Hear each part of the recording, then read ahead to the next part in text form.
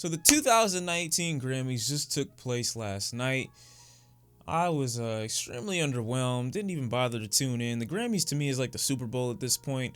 I'm nosy enough to check the results, but just not interested enough to peer into the live feed. I anticipate the ratings for the Grammys will slowly but surely go down as the years continue to go on, especially after Drake's very heartwarming speech. But we're here today to check if any of my nominations, if any of my picks were chosen, going over a little bit of what Drake was saying, and also the negative reception to Cardi B winning album of the year, or rap album of the year, sorry. I guess I'll start with the Cardi B and the rap album of the year first.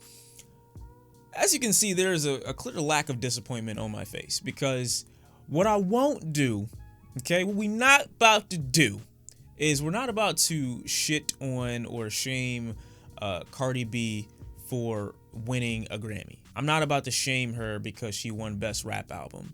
If anything, I question the people on the board, the people who are voting, as to whether or not they actually listen to rap music. Cardi B, in comparison to everything in that category, was much more safe, poppy, and way less, I would say, adventurous as far as what exists in the landscape right now. If you want to listen to a rap album from a rapper, I would definitely steer you in the direction of a Nipsey Hussle with Victory Lap, or Pusha T with Daytona. Mac Miller's album has a little bit more of a serious undertone to it, or really overtone. But ASTROWORLD from Travis Scott easily could have won the position, sure.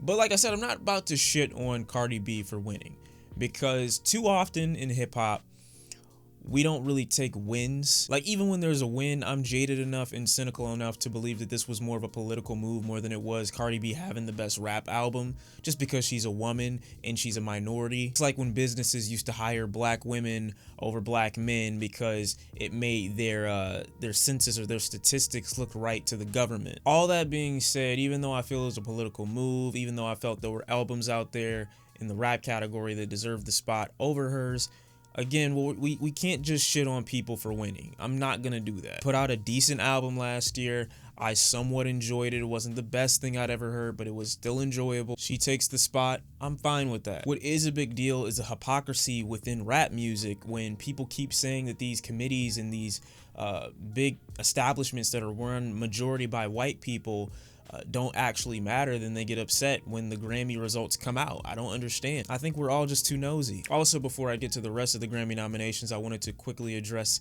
Drake's speech, which I thought was great. The minute he got the Grammy for God's Plan for Best Rap Song, another song that, in my opinion, and I feel Drake in the back of his mind knows, as far as a rap song, he probably would not have won that if judged correctly by the people who actually understand rap music. He looked everybody in the eye, everybody in the audience, and he said, basically, I won, sure, but if you've got people willing to support you in today's era, in today's world, in today's climate, where there are working class citizens who are walking out in the rain and the snow, possibly, I'm adding, taking care of your children, going through hoops and hurdles, going through sicknesses and illnesses, all these other things in the world that are currently going on. If somebody who doesn't know you but just knows the art that you make is willing to support and invest in you, and they're not rich, they're not an investor, they don't have billions of dollars to spend, and they're willing to put that little bit of money that they earn into you, you've already won. And he's completely right. He basically got up there on the stage and said, I won, but this thing don't mean shit. And that's the attitude that majority of y'all should take with the Grammys and with most of these award shows. That's not what validates a good rapper. You know, y'all should have stopped paying attention to the Grammys when Macklemore won over To Pimp a Butterfly. If that back then didn't end the level of expectation to you guys, I don't know what will. So, record of the year went to Childish Gambino. I think my pick for record of the year was I Like It from Cardi B. This is America, another, in my opinion, political decision by people who may or may not have actually understood the video. It's so sickening, because white committees really do, and I know Ninth is on the board too, so I don't want to just say purely white committees, but they, a lot more often than not, they look at these situations, they look at these positions, and I just feel like they just feel sympathy for it, and they just feel a little bit of pity, so they're like, let's just throw it to this guy because he's making a statement. But I don't really know if they actually understand it, And it's really hard for them to make a decision to pick somebody like Gambino, and then people like me and other people like me. I just said that twice. Why? We have this jaded and cynical nature to us, so we look at this like this is purely a political decision. There's no way they really understood the weight that this music video actually had. So even if they do pick a black artist to win, even if their message was powerful, we're still always looking at it like, I still don't trust it. And that's a really difficult position to be in if you're the person making the decisions to decide who gets to win what, because you're looked at by the crowds that are watching you as if you can never please them anyway. Minorities in general, you can never please. Like, people were echoing the sentiment that there weren't enough gay artists that were nominated for the Grammys. There was disrespect to a trans woman that won, I think, electronic album of the year or disc, something like that, I believe. We see black women winning rap album of the year. There's something wrong. There's something wrong with Childish Gambino winning because it just seems like it's a political statement or a political move. And while I do believe that it was political, I'm just saying that it is kind of funny that you can never please us. Album of the year went to Kacey Musgraves with Golden Hour. I did pick this one. It was my personal pick. I thought it was funny that it won. I know a lot of people were rooting for Janelle Monae with Dirty Computer. Again, thematically, that one definitely held a lot of weight to me. I enjoyed the concept more than the music, but Kacey Musgraves, I'm sorry. You can call it a pop country album if you want. I liked it, and there is no ill will in my heart because she won. Song of the year went to This Is America from Childish Gambino.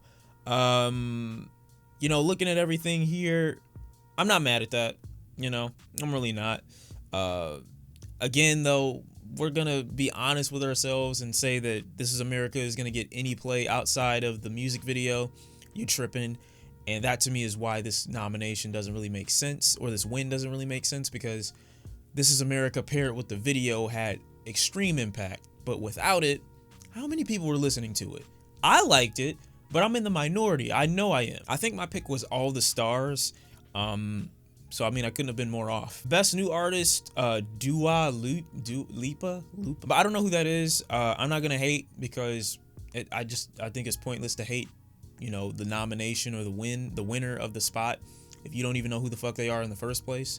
So, the outrage at that point is pointless because you haven't listened to their music. Best R&B performance went to Daniel Caesar and H.E.R with Best Part. Thank you, thank you, thank you. I'm so glad they won. No diss or hate to any other song in that spot, in that category, but man, the soothing the warmth of that song, it's so loving, and it's like listening to that song all the way through is like running into somebody's arms on a sunny day in just a field of dandelions, and there's nothing else in sight. Like, that's what that song feels like, and it's so warm and bright and beautiful. Now, that was the best R&B performance, but the best R&B song went to Ella Mai with Booed Up, and I'm glad it won because that was my pick. That was my pick again. I'm glad it won. I'm so happy it won. Ella Mai deserved the moment. Booed Up was a great song that I never talked about, but definitely enjoyed in my free time. Another boost for my ego because I was right again. Best Urban Contemporary Album went to Everything Is Love from Beyonce and Jay-Z, aka the Carters. Again, I'm not going to hate on them because as a black young man, seeing black people in a position of success brings me great joy. But I'm not about to sit up here and act like they should have won over my boy Miguel. I'm just not doing that, okay?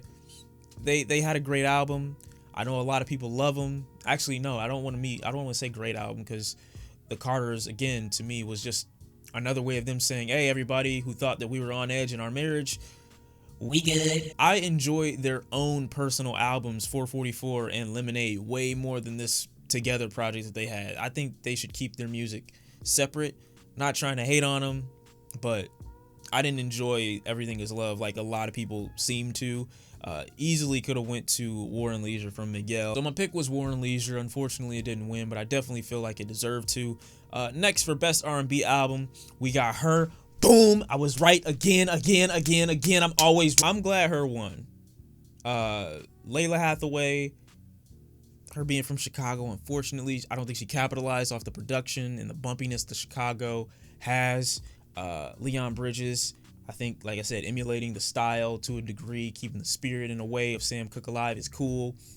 Toni Braxton, no. And PJ Morton had a live album that I really just don't think would have made sense to be Grammy worthy. So I'm glad her won. I'm glad she took the spot. I was right. Cool. Best rap performance. Here we go. Best rap performance. I was right again, man. Give me my money. We didn't bet. It tied with Bubbling. King's Dead did. I don't know how that happened, but it happened. Kind of probably feel like it was a little bit of bullshit though, honestly, because them saying it was a tie could have easily just been maybe it wasn't a tie, and maybe people were just like, we should make it seem like a tie so we can give it to both so people can be happy. Because you gotta think, it's so calculated. Drake already got rap song of the year, and then Cardi B got rap album of the year, and then they're like, we gotta give these other two spots something too. Like, people love Anderson .Paak, but if we don't give him anything, they're gonna say we're uncultured. And then people love Kendrick and King's Dead, and we know we gypped them a long time ago. And we got, yeah, I definitely think I think this was calculated. It wasn't a tie, but I'm glad that Anderson .Paak took home a Grammy with Bubbling. I really enjoyed that song, especially the remix, the one that came out later with Busta Rhymes. Oh my God, if you have not heard that song, please listen to it. I'm not upset that King's Dead won. I didn't expect it to, but I'm not upset. Best rap song performance. I mean, if we're going based off rapping and singing, again, Rockstar could have won. All the Stars easily could have won. Anything over This Is America, I just don't feel like it needed to win. It just was not the best rap song performance, in my opinion. It wasn't. Best rap song went to Drake with God's Plan over King's Dead, Lucky You, and Sicko Mode. Personally, I don't think that should have happened. Drake seemed to accept the award with grace, didn't shit on anybody, and kind of explained that it doesn't matter at the end of the day anyway. So I completely empathize. I understand where he's coming from. I got you, man. You handled it respectably. It's cool. I think my pick was Lucky You, and I expected Sicko Mode to win, but God's Plan, I did say that could have won, but I didn't expect it to. No, I didn't. And that's it, pretty much. Cardi B won Rap Album of the Year over everything else in its category. I personally would have went for Daytona, but you know, it is what it is. Unfortunately, we can't all get our picks picked, but that's just the situation, the world we live in. And I didn't really watch any of the performances. Y'all let me know if something cool happened at the Grammys, but personally, I didn't watch anything crazy. Nothing crazy, in my opinion, happened. The best thing about the Grammys to me was Drake's speech and him letting the artists that were there who can't wait to get a Grammy know that, you know, at any point in your career, when you get to this stage, it doesn't matter. If you get to this point, you already won. The fact that you're here is a win. So it is what it is. Those are my thoughts on the Grammys, the 2019 Grammys. Yes, a lot of it was political. A lot of it was planned. A lot of it was orchestrated, in my opinion. But like Cole Bennett said on Twitter, it just seems like a nicer prom, and that's just what people are going to. It's been me. Thank you for watching. I'll see you next time, and I'm out. Bye. Y'all let me know who your picks were in the comment section down below before the video ends, and I'm out. I'll see you next time. Bye. I don't know what I'm doing with my life.